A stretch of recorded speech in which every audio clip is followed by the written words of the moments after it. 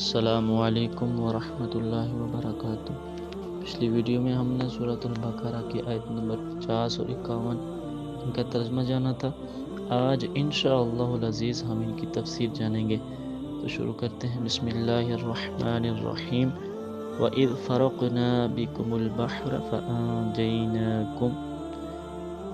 پھر اللہ نے تمہیں نجات دی، تمہیں راتوں رات مصر سے نکلنے کا حکم دیا۔ راستے میں دریائے کلزم آ گیا تو اسے پھاڑ کر تمہارے لیے رستہ بنا دیا، اور فرعونیوں نے جب دریا میں تمہارا تعاقب کیا تو ہم نے دریا کا پانی دونوں طرف سے ملا کر انہیں غرق کر دیا۔ اس طرح تمہیں ان سے نجات دلائی۔ وَأَغْرَقْنَا آلَ فِرْعَوْنَ وَأَنْتُمْ تَنظُرُونَ۔ سمندر کا پھاڑنا اور اس میں راستہ بنا دینا معجزہ تھا۔ اس کی تفصیل سورہ شعراء آیت نمبر 63 میں آتی ہے۔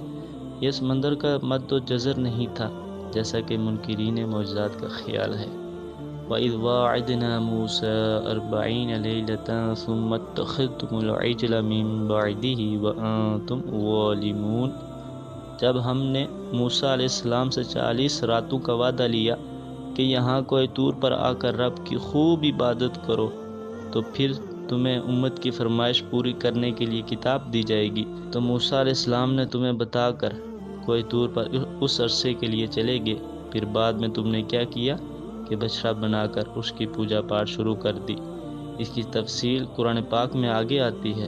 انسان بھی کیسا ظاہر پرست ہے کہ اللہ تعالیٰ کے بڑے بڑے نشانات اور انبیاء کرام کے معجزات دیکھنے کے باوجود پھر جاتا ہے۔